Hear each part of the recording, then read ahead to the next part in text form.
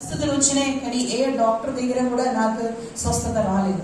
ഞാൻ എപ്പോഴും അപ്പായോട് പറയും, నేను ఏదైనా ఉంటే నా అప్పతోనే చెప్పాను, അപ്പ എന്നെ സൗഖ്യമാക്കണം. ఆ అప్ప నన్ను స్వస్థపరిచారు. ചിലപ്പോ 1 വർഷം എടുക്കും, ఒక్కొక్కసారి సంవత్సరం పట్టింది, ചിലപ്പോ 2-3 മാസം എടുക്കും. కొన్నిసార్లు 2-3 నెలలు పట్టింది. പക്ഷെ ఇതുവരെ എനിക്ക് సౌఖ్యం തന്നിട്ടുണ്ട്. కానీ ఇప్పుడు దాకా అన్ని విషయంలో నన్ను స్వస్థపరుస్తూనే ఉన్నారు. Praise the Lord. హల్లెలూయా. ആ ദൈവം ഇന്നും ജീവിക്കുന്ന ദൈവമാണ്. ఆ దేవుడు ఈ రోజు కూడా బ్రతికే ఉన్నారు. വിശ്വാസം നിറഞ്ഞ് നമ്മൾ പ്രാർത്ഥിച്ചാൽ ദൈവം കേൾക്കും. విశ్వాసంతో మనం ప్రార్థన చేస్తే నా దేవుడు తప్పకుండా ఆలకిస్తాడు. ഒരു കഥ നിങ്ങളോട് പറയട്ടെ. ఒక కథ చెప్పనా? എന്തായാലും വിശ്വാസം ഉണ്ടെന്ന് അറിയാലോ. మీకు విశ్వాసం ఉందా లేదా తెలిసిపోతుంది. ഒരു ചർച്ചില് ഭയങ്കര ഉപവാസ പ്രാർത്ഥന നടക്കുക. ఒక చర్చిలో పెద్ద ఉపవాస కూడిక జరుగుతుంది. ഉപവാസ പ്രാർത്ഥന നടത്തുന്നതിനാ മഴ പെയ്യാൻ ഭയങ്കര ചൂടാ. ఎందుకని తెలుసా? బాగా వేడి ఆ ఊర్లో వర్షం కోసం ఉపవాసం ఉంటున్నారు. കുളത്തിലെ വെള്ളമെല്ലാം പറ്റി, കിണറ്റിലെ വെള്ളമെല്ലാം പറ്റി ഭയങ്കര ബുദ്ധിമുട്ടാ.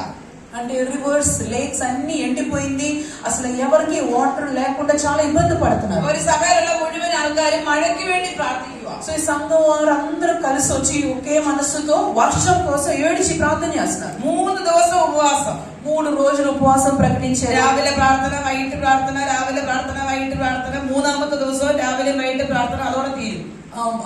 ప్రతిరోజు పొద్దునే ప్రార్థన, సాయంత్రం ప్రార్థన, మళ్ళీ పొద్దునే ప్రార్థన, సాయంత్రం ప్రార్థన, అలాగే 3వ రోజు కూడా పొద్దునే ప్రార్థనతో ఆగిపోతుంది. 2.5 ദിവസത്തെ പ്രാർത്ഥന കഴിഞ്ഞു. సో ఇప్పుడు 2.5 రోజు ప్రార్థన అయిపోయింది. എല്ലാരും പ്രാർത്ഥിച്ചു, കരഞ്ഞ് പ്രാർത്ഥിച്ചു. കർത്താവേ മഴ പെയ്യണമേ, വെയില് അസഹിക്കാൻ വയ്യ, ചൂടാ, വെള്ളമില്ല, കേറ്റുപാടി എല്ലാം നഷ്ടപ്പെട്ടു പോവുക, മഴ പെയ്യണേ എന്ന് പറഞ്ഞ് എല്ലാവരും പ്രാർത്ഥിക്കുക. అందరూ ప్రార్థన చేస్తున్నారు. ఏసయ్య చాలా ఇబ్బంది పడుతున్నాము, వాటర్ లేదు, అసలు ఏ పనులు అవ్వట్లేదు, పొలాలు కూడా ఎండిపోతుంది, ఏడ్చి అందరూ ప్రార్థన చేస్తున్నారు. ഒരു പ്രാർത്ഥന ഇനി ബാക്കിയുള്ള 3ാമത്തെ ദിവസത്തെ രാത്രിത്തെ പ്രാർത്ഥന. సో ఇంకా రాత్రి 3వ రోజు రాత్రి ఇంకొక కూడిక కూడా మిగులుతుంది. രാവിലത്തെ പ്രാർത്ഥന കഴിഞ്ഞ് എല്ലാവരും വീട്ടിൽ പോയി. సో పొద్దునే ప్రార్థన అయిపోయిన తర్వాత అందరూ ఇంటికి వెళ్ళిపోయారు. വൈകിട്ട് എല്ലാവരും തിരിച്ചു വരുക. ఇంకా రాత్రి ఆఖరి కూడికకి అందరూ మరలా వస్తున్నారు. വന്നവരുടെ കയ്യിലെല്ലാം ബൈബിളുണ്ട്.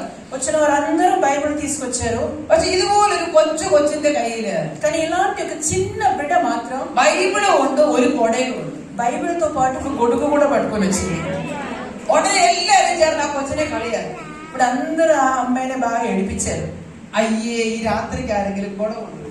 ఏంటమ్మా ఈ రాత్రి నువ్వు గొడుగు పట్టుకొచ్చావు? മഴയില്ല, ఏ వర్షం లేదు, വെയിലില്ല, ఎండ కూడా లేదు. പകലാണെങ്കിൽ വെയിലെങ്കിലും ഉണ്ട്. మధ్యాహ్నం అయితే ఎండ కోసం గొడుగు తీసుకొచ్చావు. രാത്രി ആയതുകൊണ്ട് വെയിലും ഇല്ല. ఈ రాత్రి నువ్వు ఎందుకు ఎండ కూడా లేకుండా గొడుగు പിന്നെ എന്തിനാ നീ ഈ കൊടയും കൊണ്ട് വന്നേന്ന് ചോദിച്ചു എല്ലാരും ആ കൊച്ചിനെ കളിയായി. అక్కడ కూర్చొని అందరూ అమ్మాయిని అలా ఏడిపిస్తూనే ఉన్నారు. ഉടനെ കൊച്ചുടനെ പാസ്റ്ററെ വിളിച്ചു. ఆ బిడ్డ పాస్టర్ గారిని అడిగారు. പാസ്റ്ററെ വിളിച്ചിട്ട് പറഞ്ഞു, പാസ്റ്ററുകളെ നമ്മൾ ഈ ദിവസങ്ങളിലെല്ലാം പ്രാർത്ഥിച്ചത് മഴയ്ക്ക് വേണ്ടിയല്ലേ? పాస్టర్ గారు ఇన్ని రోజులు మనం వర్షం కోసమే కదా ఏడుస్తూ ప్రార్థన చేస్తున్నాము. അപ്പൊ നമ്മൾ ഇന്ന് രാത്രി മഴ പെയ്യണ്ടേ? പ്രാർത്ഥന തീരുവല്ലേ? ఇప్పుడు అయ్యగారు ఈ రాత్రి మన ప్రార్థన అయిపోతుంది, వర్షం పడవలసిందే కదా. മഴ പെയ്യുമല്ലോ. సో ఖచ్చితంగా వర్షం పడితే కదా. ഇവരൊക്കെ എന്നെ എന്തിനാ കളിയാക്കുന്നത്? మరి వీళ్ళందరూ నన్ను ఎందుకు ఏడిపిస్తున్నారు అని అడిగింది. പാസ്റ്റർക്ക് ഒന്നും മിണ്ടാനില്ല. అయ్యగారు కూడా ఏం మాట్లాడలేకపోయారు. എന്തായാലും 3ാമത്തെ ദിവസം രാത്രിത്തെ പ്രാർത്ഥന കഴിഞ്ഞു. 3వ రోజు కూడా రాత్రి కూడికి అయిపోయింది. ചർച്ചിൽ എല്ലാരും ഇറങ്ങി വെളിയിലോട്ട് പോയി. చర్చ్ నుంచి అందరూ ఇలా బయటికి ఇలా వెళ్తున్నారు. അവരവന്റെ വീട്ടിലേക്ക് യാത്ര തിരിക്കുകയും ചതച്ചു കുത്തി മഴ പെയ്യും. జస్ట్ ఇంటిలోకి రావడానికి మంచి చర్చ్ నుంచి బయటకు వచ్చిన వెంటనే భయంకరమైన వర్షం మొదలైంది. കൊച്ചു മാത്രം കൊട തീർത്ത് നനയാതെ വീട്ടിൽ. ఆ పాప మాత్రం తడవకుండా ఇంటికి వెళ్ళిపోయింది. നമ്മുടെ പ്രാർത്ഥന പലപ്പോഴും ഇങ്ങനെയാ. మన ప్రార్థన కూడా ఇంతే. നമുക്ക് വേണം, మనకు కావాలి, ദൈവം പ്രവർത്തിക്കണം, దేవుడు చేయాలి, കർത്താവ് നമുക്ക് വേണ്ടി ചെയ്യണം, దేవుడు చేయాలని ఏడుస్తాం.